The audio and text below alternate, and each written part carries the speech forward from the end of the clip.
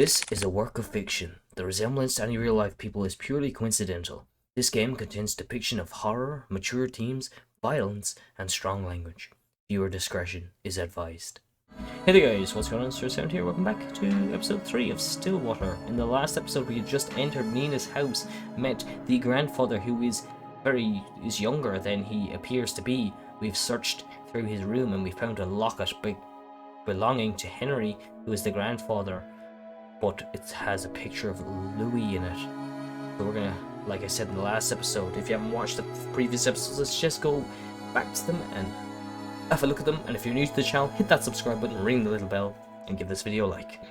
Alright, take the locket. I should probably hold on to this for now. Hugo is about to put everything back into the chest when he feels wet and cold sensation crawling up his leg. What? Water. A pool of water relentlessly spreads across the floor, already seeping into the chest. Damn it, no. Suddenly the lights shut off. A scream is heard, followed by a myriad of shouts. Hugo is about to call out to Noah, but he stops at the sight of pale feet before him. Looming over him stands a tall, ominous figure. His face is shrouded in complete darkness, devoid of any human emotion. It appears as a young man, but Hugo knows that it's far from it. No, this very thing is trying to imitate a human form, trying to be human. Hugo could only stare back. Paralyzed with fear, he is forced to watch the horror as it slowly creeps towards him. Just like before, the sensation of someone staring at him from within, but this time, it's drawing nearer. Inching ever so closely, the words call out to Colby. The words to call out to Colby or Noah fail to reach out. Lodged in his throat, he struggles in pain. With his breathing shallow, he tries to force his body to move. Then, it stops. Looking down at Hugo, filled with nothing but malice and contempt, it speaks.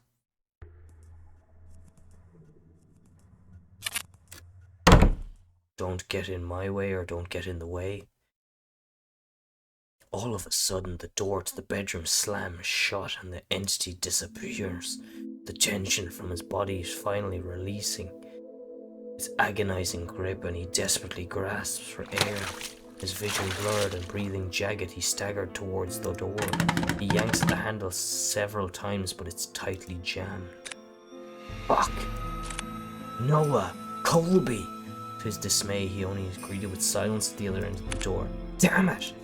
From a distance, he faintly hears the sounds of Colby's relentless barking as he gets further away from the house. Hugo rushes towards the window. He tries to pry it open, but it's just like the door. A heavy force prevents him from doing so. Fuck this! Frantically looking around the room, he spots a nearby chair. Without a moment sooner, Hugo grabs the chair and starts to strike the window. Bit by bit, the window cracks. The window cracks get larger with each blow, splitting off smaller pieces. What the hell is this thing made of? Still trying to catch his breath, he musters all the strength he has left for a final blow. Damn you, just break already! Clearing the remaining glass shard, Hugo peers his head out the window to see any railing he can grab onto. However, he discovers instead of a wall adjacent is covered in ivy. Despite how heavy the rain has drastically become, he reaches out for it, grabbing a handful of the vines. Carefully, he climbs out the window, gripping tightly and making sure he doesn't lose his footing. Yet to his luck, a patch of vines he clutches to starts to tear away from the wall. Out of desperation, he struggles to find his grip on another, but fails when his hands slip out of reach. Shit! Clamoring wildly as he loses his grip on the ivy, he crash lands down onto a thicket of bushes. Air forced out of him, he heaves uncontrollably, trying to even out his breath. But even though that is laborious, an immense pain spreads across not only his back, but his entire body.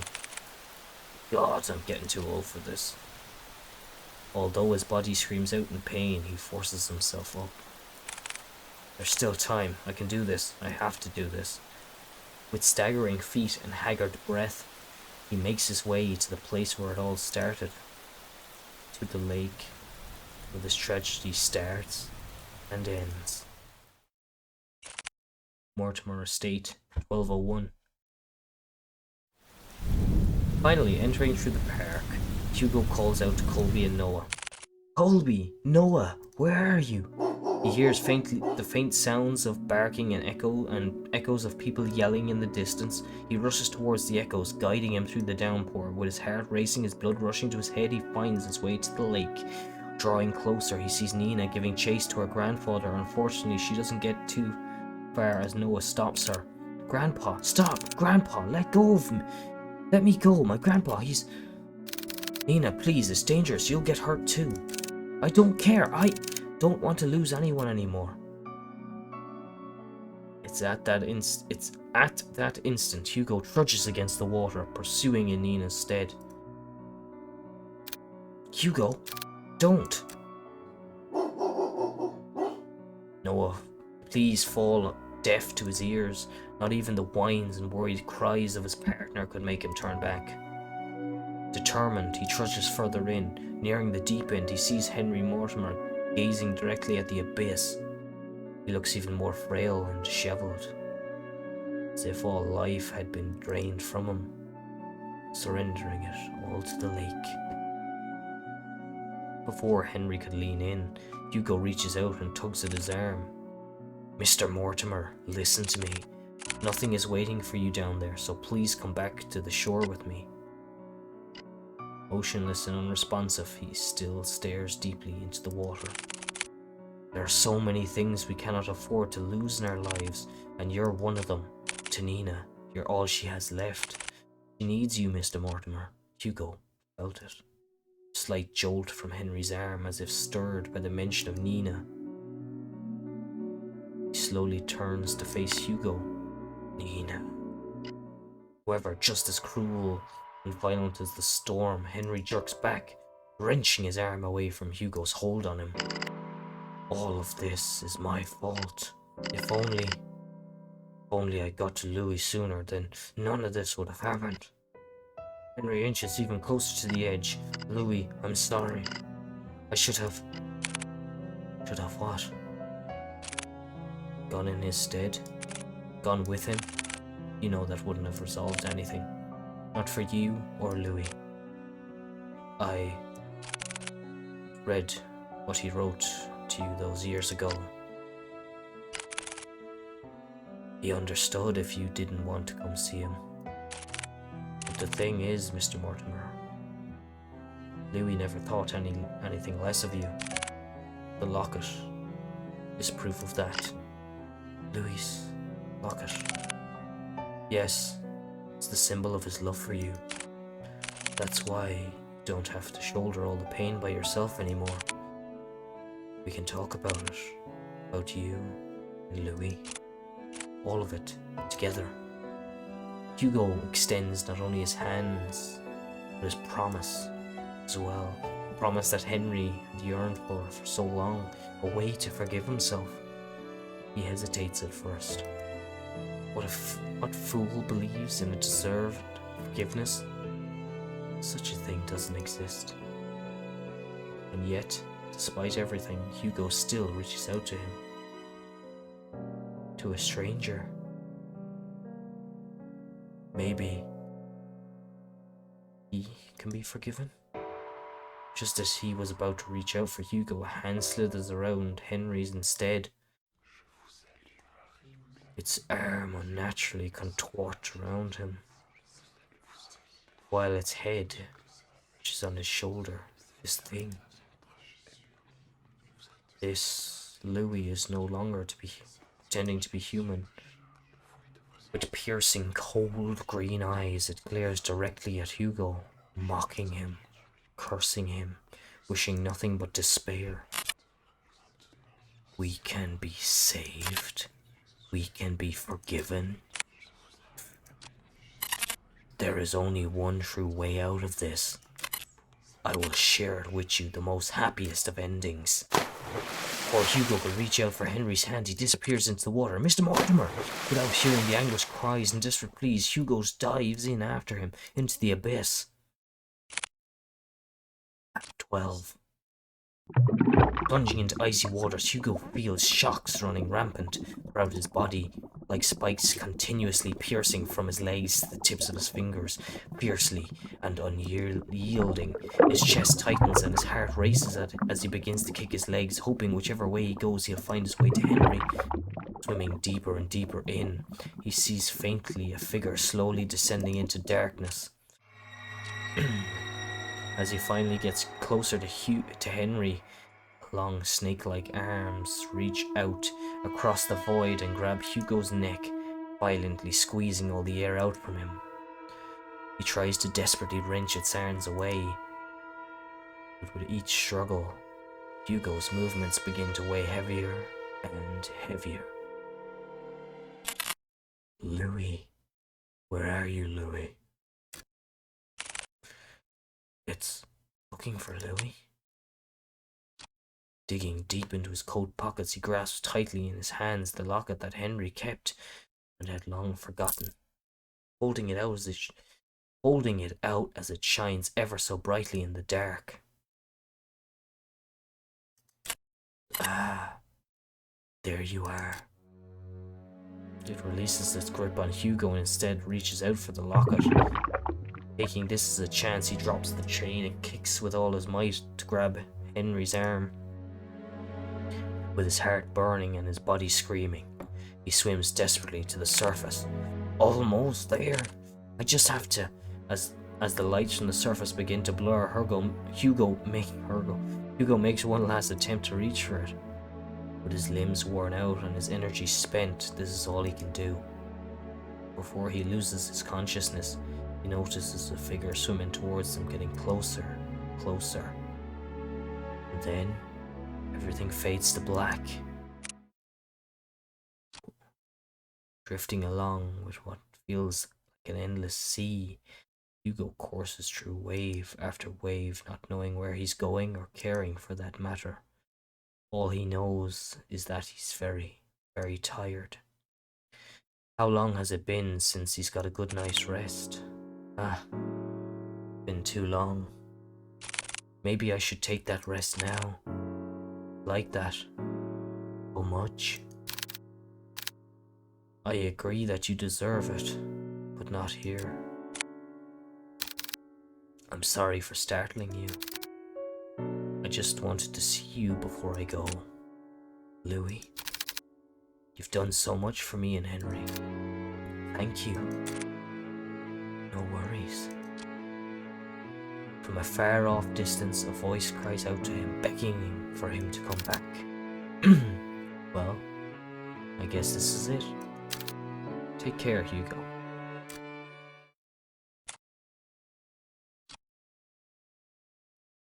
With his eyes closed and his senses still returning, he feels the constant tugs and licks of a certain bloodhound,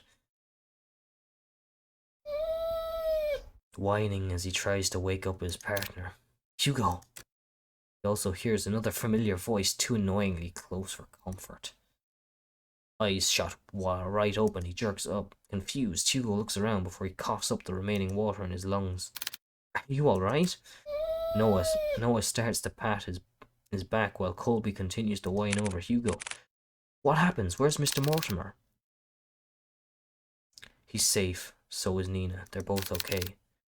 The police and the ambulance should be arriving soon. Thank goodness. He looks very, meh. Isn't there more that you have to say to me instead of thank goodness? I swear you don't listen to a damn word I say. Sorry, Noah. Exhausted. He lets out a sigh. He then continues to pat Hugo's back aggressively when someone approaches them. Detective Laurent? Oh, Nina.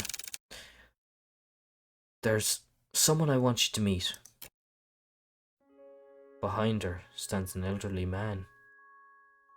Frail in stature, he timidly looks to the side pensively as he ponders to himself.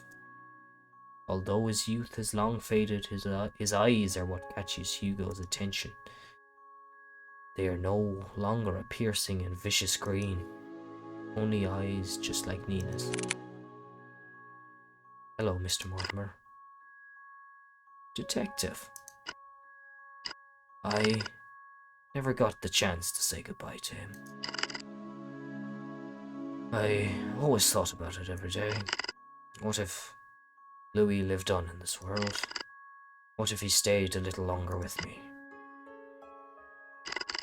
It's because of that constant mindset I dragged everyone down. And I kept hurting not only me, but Nina especially. I was the one who kept hurting her, the one to blame for all this, but you, someone that I never met, still went out of your way to save me. Not knowing my burdens or my faults. Thank you. Hugo reaches out to Henry and smiles brightly at him. It's my pleasure, sir. But before he lets go, Henry tugs at Hugo's hand one last time. I hope that someday you'll overcome it too.